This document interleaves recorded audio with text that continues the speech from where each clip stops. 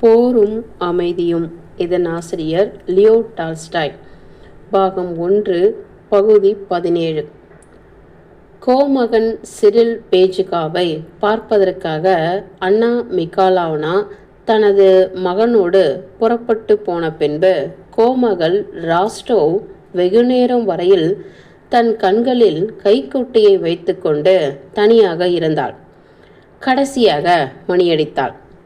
வேலைக்காரி வருவதற்கு சில நிமிஷங்கள் ஆயின. அவள் வந்ததும் கோபத்தோடு அவளை பார்த்து, "உனக்கு என்ன வந்து விட்டது என் அன்பே? எனக்கு வேலை செய்ய உனக்கு விருப்பமில்லையா? அப்படியானால் உனக்கு இன்னொரு இடம் பார்க்கிறேன்" என்றாள். தனது நண்பரின் இளப்பமான வறுமையையும் துக்கத்தையும் கண்டு கோமகள் கலங்கி போனாள். அதனால் அவளுடைய மனம் நிலை குலைந்து போயிருந்தது. அந்த மாதிரி மனநிலைமை ஏற்படும் போதெல்லாம் அவள் தனது வேலைக்காரையை என் அன்பே என்று அழைத்து மிகைப்படுத்திய மரியாதையுடன் பேசுவாள். "நான் ரொம்பவும் வருந்துகிறேன் அம்மா" என்றாள் வேலைக்காரி. "கோமகனை என்னிடம் வரச்சொல்." கோமகன் ஆடி அசைந்து கொண்டு வழக்கம் போல குற்றமுள்ள தோற்றத்தோடு தமது மனைவியை பார்க்க வந்தார். "நல்லது சின்ன கோமகளே, மாதிரையுடன் புறாக்கறி நாம் உண்ணப்போகிறோம். நான் அதை ருசி பார்த்தேன். ஒரு வகையான ஒயின் அது. டாரஸுக்கு 1000 ரூபில்கள் நான் கொடுத்தது வீண் போகவில்லை. அதற்கு அவன் பெரும் மதிப்பானவன்தான்" என்று கூறி அவர் தமது மனைவி பக்கத்தில் அமர்ந்தார். முழங்கைகளை முட்டுகளில் வைத்துக்கொண்டு தமது வெள்ளை தலைமுடியை கலைத்து கொண்டிருந்தார். இங்கு டாரஸ் என்பவன் விலைக்கு வாங்கப்பட்ட ஒரு அடிமை. "உன்னுடைய உத்தரவுகள் என்ன சின்ன கோமகளே?" "இதோ பாரும் எனது அன்பரே, இது என்ன அசட்டுத்தனம்" என்று சொல்லி அவள் அவருடைய உள் சட்டையை சுட்டி காட்டினாள். அநேகமாக புறாக்கரியாக இருக்கலாம் என்று முறுவலோடு கூறினாள். "இங்கே பாரும் கோமகனே, எனக்கு கொஞ்சம் பணம் வேண்டும்." அவளுடைய முகம் சோகமாயிற்று. "சின்ன கோமகளே" என்று சொல்லி கோமகன் தமது பணப்பையை கூட்டிலிருந்து பரபரப்போடு வெளியே எடுக்க ஆரம்பித்தார். "எனக்கு ரொம்ப பணம் வேண்டும் கோமகனே. எனக்கு 500 ரூபில்கள் வேண்டும்" என்று சொல்லிவிட்டு தன்னுடைய கைக்குட்டையை எடுத்து கணவனின் உள் சட்டையில் காட்டியதை துடைக்க ஆரம்பித்தாள். "ஆம், உடனே." "ஏ, அங்கே யார் இருக்கிறார்கள்?" என்று தாம் கூப்பிட்டவுடன் ஓடி வருவார்கள் என்ற நிச்சயத்துடன் அழைப்பவர்கள் கூப்பிடுவதை போன்ற தொனியில் அழைத்தார். "டிமிட்ரியை என்னிடம் அனுப்பு." டிமிட்ரி ஒரு நல்ல குடும்பத்தை சேர்ந்தவர். கோமகனின் வீட்டிலே வளர்ந்து இப்பொழுது அவருடைய காரியங்களை மேல் பார்த்து வருகிறார். அவர் மெதுவாக அறைக்குள் வந்தார்.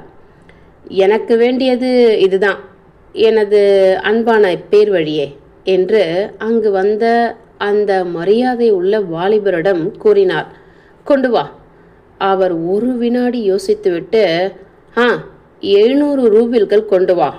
"ஆமாம், ஆனால் ஜாக்கிரதை, போன தடவை எனக்கு கொடுத்த மாதிரி கிழிந்த அழுக்கடைந்த நோட்டுகளை கொண்டு வராதே. சுத்தமான அழகிய நோட்டுகளாக கோமகளுக்கு கொண்டு வந்து கொடு" என்றார். "ஆமோ டிமிட்ரி, சுத்தமான நோட்டுகளாக தயவு செய்து கொண்டு வா" என்று டிமிட்ரியிடம் சொன்னார். "நான் சொல்வதற்கு உத்தரவு அளியுங்கள்" என்று சொல்லியதும் கோமகன் அழுத்தமாகவும் வேகமாகவும் பெருமூச்சு வாங்க ஆரம்பித்தார். அவருக்கு கோபம் வரப்போகிறது என்பதற்கு எப்பொழுதும் இது அடையாளம். இதை கண்டதும், "ஆயாசம் கொள்ள வேண்டாம், நான் மறந்துவிட்டேன். உடனே கொண்டு வரட்டுமா?" "ஆமாம், அப்படியே செய். கொண்டு வா, கோமகளிடம் கொண்டு வந்து கொடு." இந்த டிமிட்ரி எப்பேற்பட்ட பொக்கிஷம் என்று அந்த இளைஞர் போன பிறகு புன்சிரிப்போடு கோமகன் கூறினார். "முடியாது என்ற விஷயமே இவனிடம் எப்பொழுதும் கிடையாது என்பதை நான் எப்பொழுதும் வெறுக்கிறேன். ஒவ்வொன்றும் சாத்தியமே." பணம் கோமகனே, பணம் உலகத்தில் அது எவ்வளவு துக்கத்தை கொடுக்கிறது. ஆனால் எனக்கு இந்த பணம் ரொம்ப அவசியமாக இருக்கிறது என்றாள் கோமகள்.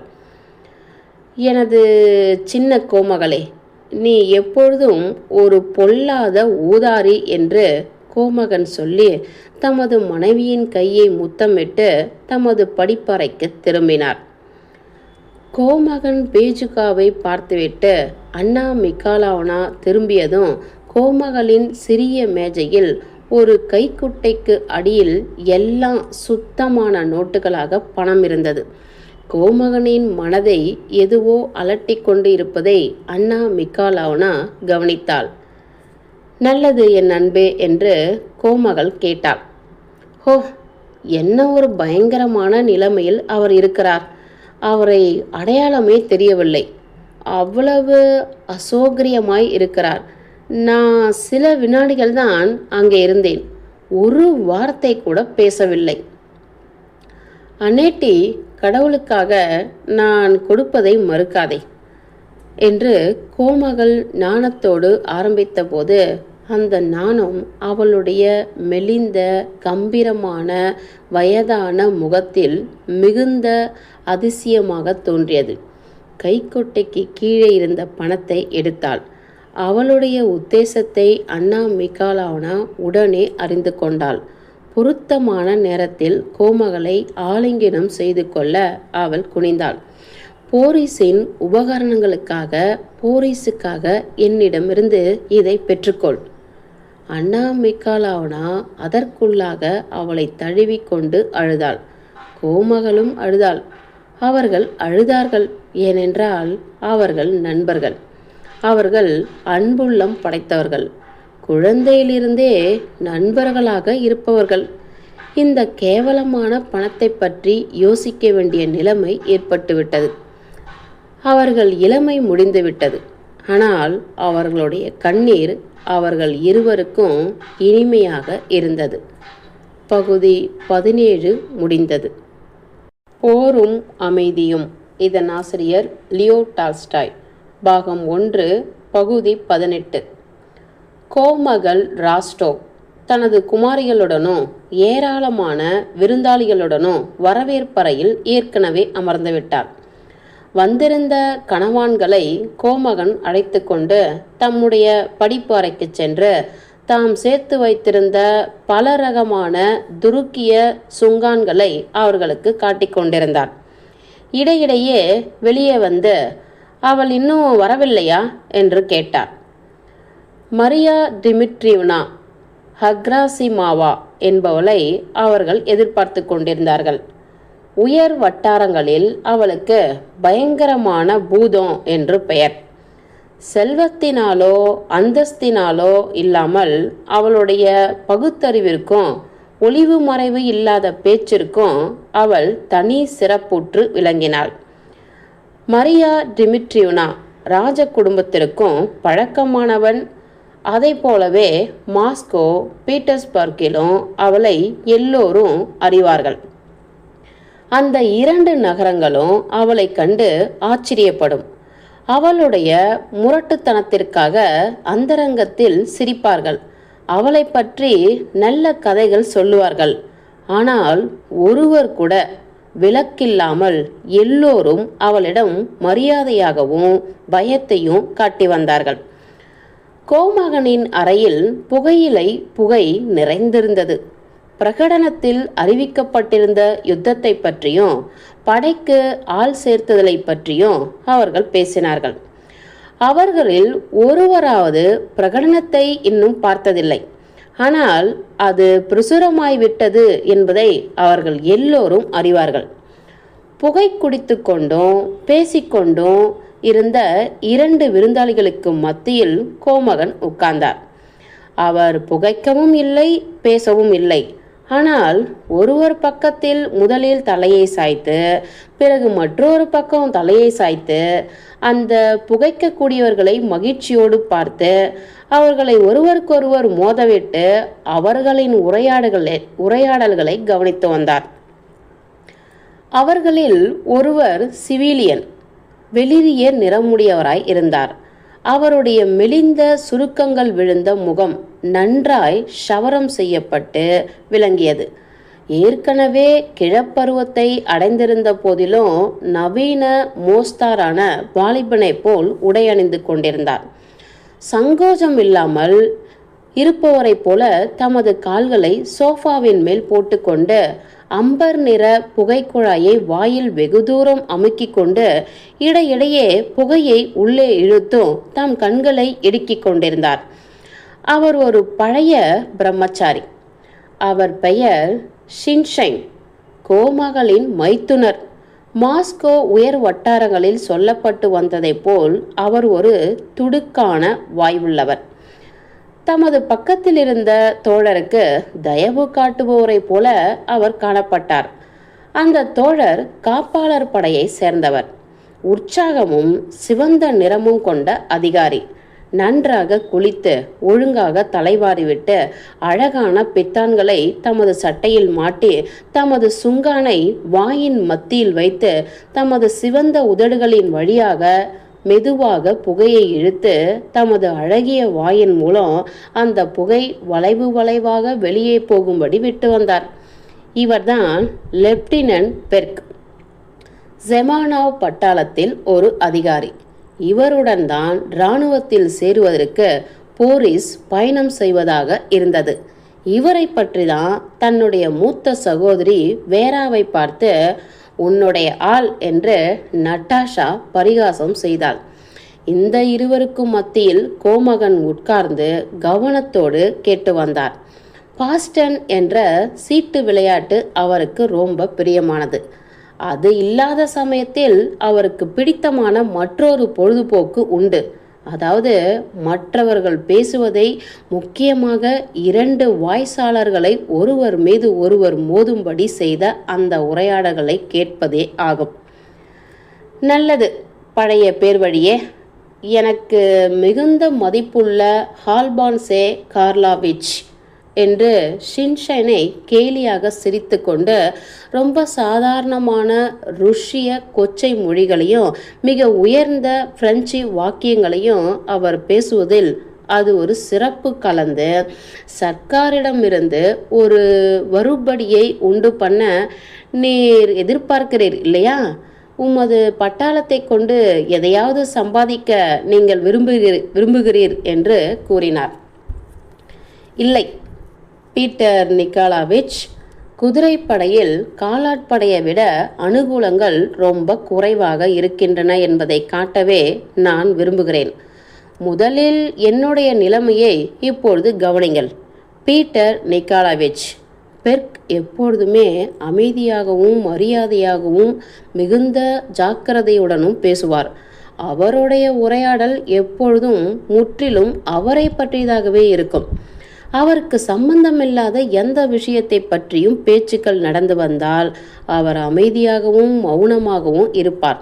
கொஞ்சம் கூட தமது பொறுமையை இழக்காமல் அல்லது மற்றவர்களுக்கு தொந்தரவாய் இல்லாமல் மணிக்கணக்காக அவர் மௌனமாய் இருக்க முடியும். ஆனால் உரையாடல்கள் தம்மை பற்றிய விஷயங்களில் திரும்பிய உடனே முழு திருப்தியோடு சந்தர்ப்பத்திற்காக தகுந்தபடி அவர் பேச ஆரம்பித்து விடுவார். என்னுடைய நிலைமையை கவனிங்கள் பீட்டர் நிக்கோலாவிச். நான் குதிரைப்படையில் இருந்திருந்தால் இந்த லெப்டினன்ட் அந்தஸ்து இருந்த போதிலும் 4 மாதங்களுக்கு ஒரு தடவை 200 ரூபில்களுக்கு மேலாக நான் வாங்கியிருக்க முடியாது. ஆனால் இப்பொழுது உள்ளபடி நான் 230 வாங்குகிறேன் என்று சொல்லி ஷின்ஷைனையும் கோமகனையும் மகிழ்ச்சியும் இனிமையும் கொண்ட புன்முறுவலோடு பார்த்து கொண்டு சொன்னார். அங்கிருந்த ஒவ்வொருவருக்கும் இவருடைய வெற்றியே அவர்களுக்கு மிக முக்கியமான விருப்பமாக இருந்ததாக வேண்டும் என்று அவருக்கு தோன்றுவதைப் போல அவர்கள் பேசியது இருந்தது. பீட்டர் நிக்கோலாவிச், அதை தவிர காப்பாளர் படைக்கு நான் போவதன் மூலமாக மிக முக்கியமான பதவியில் இருக்க முடியும். ஏனென்றால் பதவிகள் காலியாவது காப்பாளர் படையை சேர்ந்த காலாட்படையில் அடிக்கடி நேரிடும். இந்த 230 ரூபில்களை கொண்டு என்ன செய்ய முடியும் என்பதை கொஞ்சம் யோசியுங்கள். எனது தகப்பனாருக்கு கொஞ்சம் அனுப்பவும் நான் கொஞ்சம் சேர்த்து வைப்பதற்கு கூட சாத்தியமாக இருக்கிறது என்று புகையை ஊதிக்கொண்டே அவர் சொன்னார். அப்படியானால் மீதம் கூட ஏற்படுகிறது. கல்லிலிருந்து தோல் உரிப்பதற்கு ஒரு ஜெர்மானியனுக்கு தெரியும் என பழமொழி உண்டு என்று தமது வாயிலிருந்த சுங்கானை ஒரு பக்கத்திலிருந்து எடுத்து இன்னொரு பக்கமாக வைத்துக்கொண்டு கோமகனை பார்த்து கண் சிமிட்டி ஷின்ஷைன் கூறினார். கோமகன் விழுந்து விழுந்து சிரித்தார். ஷின்ஷைன் பேசுகிறார் என்பதை மற்ற விருந்தாளிகள் பார்த்ததும் அவர் பேசுவதை கேட்பதற்காக நெருங்கி வந்தார்கள். கேலியையோ பாராமுகத்தையோ பொருட்படுத்தாமல் எப்படி காப்பாளர் படைக்கு தம்மை மாற்றிக்கொண்டதன் மூலமாக தம்முடைய பழைய தொண்டர் படையில் உள்ள தோழர்களுக்கும் மேலாக ஒரு படையை தாம் அடைய முடிந்தது என்பதையும், எப்படி யுத்த காலத்தில் தலகர்த்தா கொல்லப்படும் போது தாம் ஒரு மூத்த அதிகாரி என்ற நிலைமையில் அந்த பதவியை சுலபமாக அடைய முடியும் என்பதையும், எப்படி அந்த பட்டாளத்தில் தாம் செல்வாக்கோடு இருக்கிறார் என்பதையும், எப்படி தமது தகப்பனார் தம்மை பற்றி திருப்தி அடைந்திருக்கிறார் என்பதையும் விளக்கமாக தொடர்ந்து பேசினார். இவற்றையெல்லாம் விவரிப்பதற்கு பெர்க் மகிழ்ச்சி அடைந்தார் என்பது தெரிந்தது. மற்றவர்களுக்கும் தங்களுக்கும் பிடித்தமான விஷயங்கள் இருக்கும் என்பதை பெர்க் கொஞ்சம் கூட யோசித்ததாக தெரியவில்லை. ஆனால் அவர் சொல்லியவை எல்லாம் அழகாய் நிதானமாக இருந்தன. அவர் அப்பாவித்தனமான இளமையின் தற்பெருமை தெளிவாக தெரிந்தது. ஆகையால் மற்றவர்கள் ஒன்றும் பேசவில்லை. நல்லது எனது சிறுவனே, காலாட்படையோ குதிரைப்படையோ நீ எங்கு சென்றாலும் சரி சமாளித்து கொள்வாய் என்று நான் உறுதியளிக்க முடியும் என்று ஷின்ஷைன் கூறி அவருடைய தோளில் தட்டி கொடுத்து தமது கால்களை சோஃபாவிலிருந்து கீழே இறக்கினார். பெர்க் மகிழ்ச்சியோடு சிரித்தார். விருந்தாளிகள் பின்தொடர கோமகன் வரவேற்பறைக்குள் போனார். ஒரு பெரிய விருந்து ஆரம்பிப்பதற்கு முன்னால் கூடியிருந்த விருந்தாளிகள் ஜக்கூஸ்கா என்ற பதார்த்தத்தை எதிர்பார்த்திருக்கிற நேரம் வந்தது. ஜக்கூஸ்கா என்பது விருந்திற்கு முன் பசியை கிளப்புவதற்காக உண்ணும் ஒரு பதார்த்தம். அந்த சமயம் நீண்ட உரையாடல்களில் இறங்காமல் இங்கும் அங்கும் நடமாடி ஒருவருக்கொருவர் பேசி உணவை பற்றி அவ்வளவாக கவலைப்படாதவர்களைப் போல காட்டிக்கொள்வார்கள். விருந்து அளிப்பவரும் வாசல் கதவை பார்த்து தங்களுக்குள் ஒருவரை ஒருவர் நோட்டமிட்டு கொண்டும் இருந்தார்கள். இந்த நோட்டங்களை கொண்டு யாரை அல்லது எதை அவர்கள் எதிர்பார்க்கிறார்கள், இன்னும் வந்து சேராத முக்கியமான பந்துவாக அல்லது இன்னும் தயாராகாத முக்கியமான பதார்த்தங்கள் என்பதை யூகிப்பதற்கு விருந்தாளிகள் முயற்சிப்பார்கள். விருந்து சாப்பிட போகிற நேரத்தில்தான் பியர் அங்கு வந்து வரவேற்பறையில் தாம் கண்ட முதல் நாற்காலியில் அமர்ந்தார். அந்த நாற்காலி வரவேற்பறையின் மத்தியில் போகிற வருவர்களை தடை செய்கிற மாதிரி கிடந்தது. அதில் பியர் நாசுக்கில்லாமல் உட்கார்ந்தார். அவரை பேச வைப்பதற்கு கோமகள் முயற்சித்தாள்.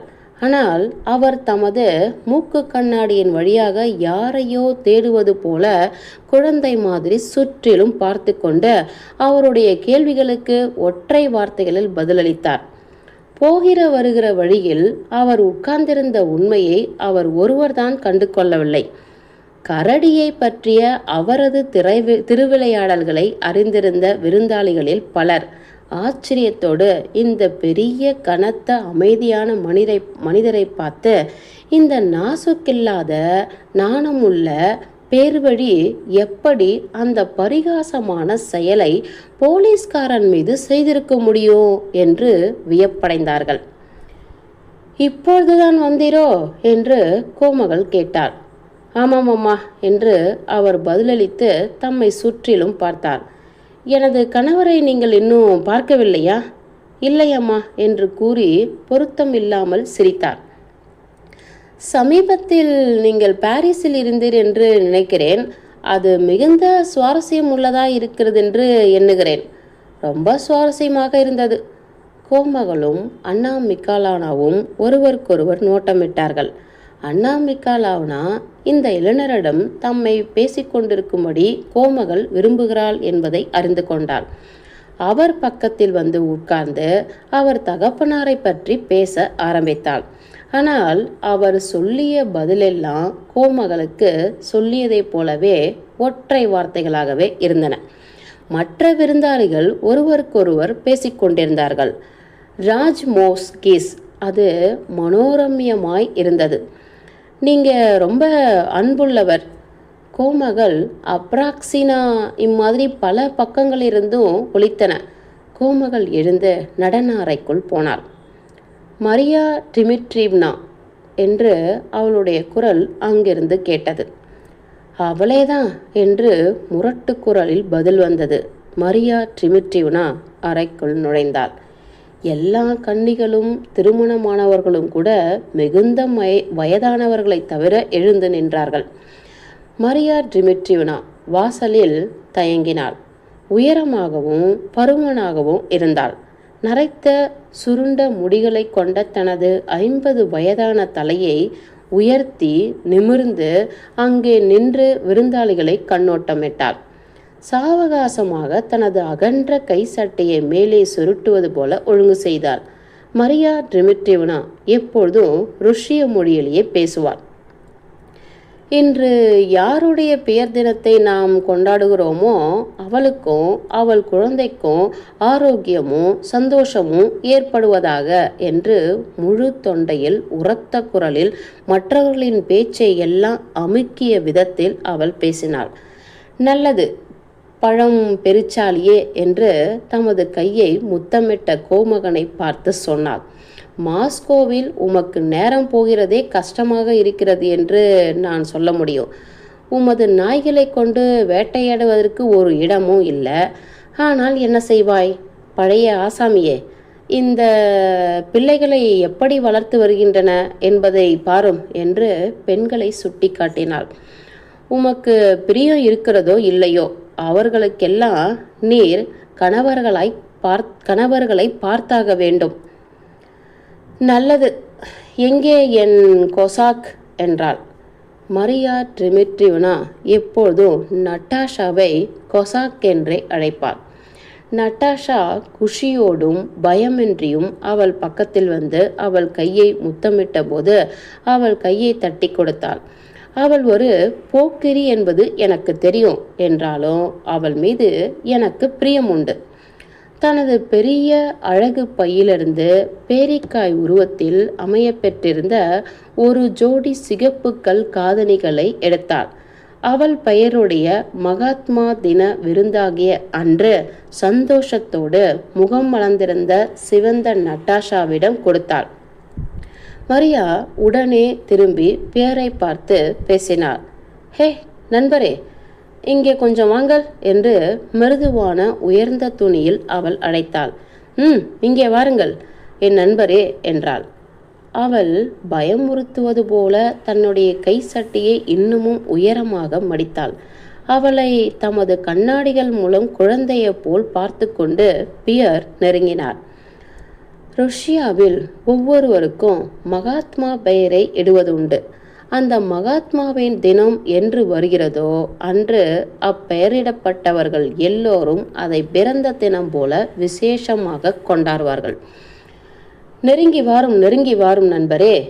உமது தகப்பனாரிடம் அவர் சுமூகமாய் இருக்கும்போது அவரிடம் உண்மையை கூறுவது நான் ஒருவளேதான். உமது விஷயத்தில் அது எனது தெளிவான கடமை. அவள் நிறுத்தினாள். இது முன்னுரை என்பது தெளிவாக தெரிந்தது.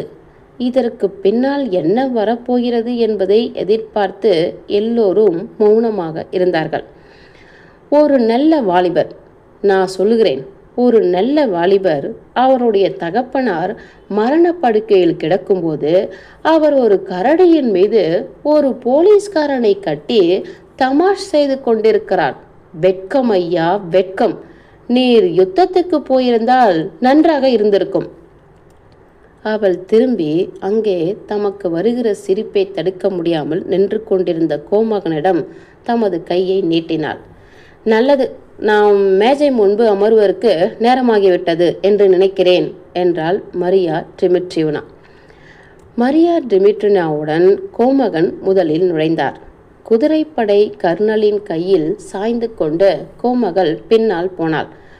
அவருடன் தான் இராணுவத்திற்கு நிக்காலாஸ் போக வேண்டும். அதனால் அவர்களுக்கு அவர் முக்கியமானவராய் தோன்றினார். பின்னால் அன்னா மிக்காலாவ்னா ஷின்ஷைனுடன் நுழைந்தாள். வேராவுக்கு பெர்க் தமது கையை கொடுத்தார். புன்னகை பூத்த ஜூலி கராகின் நிக்காலாஸுடன் போனாள். அவர்களுக்கு பின்னால் மற்ற ஜோடிகள் பின்தொடர்ந்து விருந்து மண்டபம் முழுவதையும் நிறைத்தார்கள். கடைசியாக குழந்தைகளும் வாத்தியார்களும் வாத்திச்சிகளும் தனி வரிசையில் பின்தொடர்ந்தார்கள். சேவகர்கள் இங்கும் அங்குமாக போக ஆரம்பித்தார்கள். நாற்காலிகள் சத்தமிட்டன. கேலரியில் பேண்டு வாத்தியம் ஆரம்பித்தது. விருந்தாளிகள் தங்கள் இடங்களில் அமர்ந்தார்கள். அப்புறம் உண்ணும்போது உபயோகிக்கும் கத்திகள் கரண்டிகளின் சப்தங்களும் விருந்தாளிகளின் பேச்சு குரல்களும் சேவர்களின் மெதுவான காலடி ஓசைகளும் சேர்ந்து கோமகனின் பேண்டு வாத்திய சத்தத்தை அமுக்கிவிட்டன. மேஜையின் ஒரு பக்கத்தில் மரியா டிமிட்ரியாவை தனது வலது பக்கமும் அன்னா மிக்காலானாவை தனது இடது பக்கமும் வைத்து கோமகள் அமர்ந்தாள். மற்ற சீமாட்டிகள் கீழே தள்ளியிருந்தார்கள். மற்றொரு பக்கத்தில் குதிரைப்படை கர்னலை நமது இடப்பக்கமும் ஷிம்ஷானை மற்ற ஆண் விருந்தாளிகளையும் வலப்பக்கம் வைத்து கோமகன் அமர்ந்தார். அந்த நீளமான மேஜையின் மத்தியில் ஒரு பக்கத்தில் வயது வந்த இளைஞர்கள் அமர்ந்திருந்தார்கள். பெர்க் பக்கத்தில் வேராவும் பியர் பக்கத்தில் போரிஸும் மற்றொரு பக்கத்தில் குழந்தைகளும் வாத்தியார்களும் வாத்திச்சிகளும் அமர்ந்திருந்தார்கள். கண்ணாடி ஒயின் ஜாடிகள் பழத்தட்டுகள் இவைகளுக்கு பின்னால் இருந்த கோமகன் தமது மனைவியையும் அவளுடைய உயரமான தொப்பியையும் அதில் உள்ள இளம் நீல ரிப்பன்களையும் அடிக்கடி நோட்டமிட்டு கொண்டிருந்தார். தமது பக்கத்தில் உள்ளவர்களின் கோப்பைகளை நிரப்புவதில் சுறுசுறுப்பாக இருந்தார். தமது கோப்பையும் அவர் மறந்துவிடவில்லை. கோமகள் விருந்தளிப்பவள் என்ற முறையில் தனது கடமைகளை மறக்கவில்லை. அதோடு தனக்கு முன்னால் இருந்த அன்னாச்சி பழ குவியல்களின் வழியாக தனது கணவரை அர்த்த புஷ்டியோடு அடிக்கடி நோட்டமிட்டாள். அவருடைய முகமும் வழுக்கை தலையும் அதிகமாய் சிவந்திருந்ததால அவருடைய தலையிலுள்ள நரைத்த ரோமம் வழக்கத்திற்கு அதிகமாக வித்தியாசமாக காட்டியதாக தோன்றியது. சீமாட்டிகள் பகுதியில் எந்நேரமும் ஒரே மாதிரியான பேச்சுக்குரல் கேட்டு வந்தது. கணவான்கள் பகுதியில் பேச்சுக்குரல்கள் வர வர அதிக சப்தத்தை கொடுத்தன. முக்கியமாக குதிரைப்படையின் கர்னல் மிகவும் அதிகமாக உண்டு குடித்து வந்ததால வர வர முகம் அதிகமாக சிவந்து வந்தது. தமது மற்ற விருந்தாளிகளுக்கு அவரை எடுத்துக்காட்டாக கோமகன் காட்டி வந்தார். காதல் என்பது பூலோக விஷயமல்ல, தேவலக உணர்ச்சி என்று இளம் சிரிப்போடு வேராவிற்கு பெர்க் சொல்லி வந்தார். எதிரே உட்கார்ந்திருந்த நட்டாஷாவுடன் கண்ணடித்து கொண்டு போரிஸ் தமது புதிய நண்பர் பியருக்கு விருந்தாளிகள் யார் யார் என்பதை சொல்லிக் கொண்டிருந்தார். பியர் சொற்பமாகவே பேசினார். ஆனால் புது முகங்களை உன்னிப்பாய் கவனித்து உணவை அதிகமாக உட்கொண்டு வந்தார். 2 வித சூப்புகள் கொண்டு வரப்பட்டன. ஆனால் ஆமை சூப்பையும் கார பதார்த்தத்தையும் அவர்கள் எடுத்துக்கொண்டார்கள். பின்னால் எந்த பதார்த்த வகைகளையும் எந்த ஒயினையும் விட்டு விடாமல் உண்டு வந்தார்கள். அடுத்தவரின் தோளுக்கு பின்னால் மறைந்து கொண்டு நின்ற பட்லர் துணியால் சுற்றிய புட்டியை ஆச்சரியமாய் விருந்தாளிக்கு முன்னால் நீட்டி அதன் பெயர்களை மடிரா, ஹங்கேரியன், நைன் வைன் என்று சொல்லி வந்தான். தமது தட்டுக்கு முன்னால் கோமகனின் முன்னெழுத்துக்கள் செதுக்கப்பட்ட 4 பளிங்கு கோப்பைகள் இருந்தன. அவற்றில் கையில் அகப்பட்டது ஒன்றை எடுத்து நீட்டி ஒயினை வாங்கி தமது மனம் திருப்தி அடையும் வரை பியர் குடித்து வந்தார். வர வர அதிகமான சுமூகத்தோடும் மற்ற விருந்தாளிகள் அவரை நோக்கி வந்தார்கள். 13 வயது பெண்கள் தங்கள் காதலிக்கும் பையன் தங்களை அப்போதுதான் முதலாக பார்ப்பது போல எப்படி பார்ப்பார்களோ அப்படி பார்த்தார்கள். அந்த மாதிரி எதிரே உட்கார்ந்திருந்த நட்டாஷா போரிஸை பார்த்து கொண்டிருந்தார்கள். சில வேளைகளில் அதே மாதிரி பார்வை பியர் மீதும் விழுந்தது. அந்த வேடிக்கையான உயிர் துடிப்புள்ள சிறிய பெண்ணின் பார்வை அவரை காரணம் அறியாமல் சிரிக்கும்படி செய்தது. சோனியாவுக்கு சிறிது தூரத்தில் ஜூலி கராக்கின் பக்கத்தில் நிக்காலஸ் அமர்ந்திருந்தார். அவளோடு மீண்டும் தம்மை அறியாத புன்னகையோடு பேசிக்கொண்டிருந்தார். சோனியா பொதுவாக புன்சிரிப்பு காட்டினாலும் பொறாமையால் துன்புறுவது தெளிவாக தெரிந்தது. ஒரு சமயம் அவள் வெளிரி போவாள். ஒரு சமயம் அவள் நாணமடைந்து முகம் சிவப்பாள். நிக்காலாஸும் ஜூலியும் ஒருவருக்கொருவர் என்ன பேசிக்கொள்கிறார்கள் என்பதை அறிய மிகுந்த உன்னிப்பாய் கவனிப்பாள். குழந்தைகளை யாராவது சிறிது அவமதித்தாலும் உடனே அதை எதிர்பார்ப்பதற்கு தயாராய் இருப்பது போல வாத்திச்சு சுற்றிலும் பார்த்து கொண்டிருந்தாள். அந்த விருந்தை பற்றி ஜெர்மனியில் உள்ள தமது வீட்டாருக்கு முழு விவரங்களையும் அனுப்புவதற்காக அங்கு வைக்கப்பட்ட எல்லா பதார்த்தங்களின் பெயர்களையும், எல்லா ஒயின்களின் பெயர்களையும், எல்லா பழ வர்க்கங்களின் பெயர்களையும் ஞாபகத்தில் வைக்க ஜெர்மன் வாத்தியார் முயற்சி செய்து கொண்டிருந்தார். மேஜை துணியில் சுற்றிய புட்டியை தனது கையில் வைத்துக்கொண்டு தமக்கு கொடுக்காமல் தம்மை கடந்து போன பட்லரின் செய்கையை பார்த்து அவர் மிகவும் மன வருத்தம் அடைந்தார். அந்த ஒயின் தமக்கு வேண்டாம் என்று காட்டுவதைப் போல அவர் முகத்தை சுளித்தார். ஆனால் தமக்கு தாகத்திற்காகவோ ஆசைக்காகவோ தாம் அந்த ஒயினை விரும்பவில்லை என்பதை, அந்த ஒயினை பற்றிய விஷயத்தை அறிந்து கொள்வதற்காகவே தாம் அதை விரும்பியதையும் ஒருவரும் அறிந்து கொள்ள மாட்டார்களே என்பதற்காக அவர் அவமானமடைந்தார். பகுதி 18 முடிந்தது. போரும்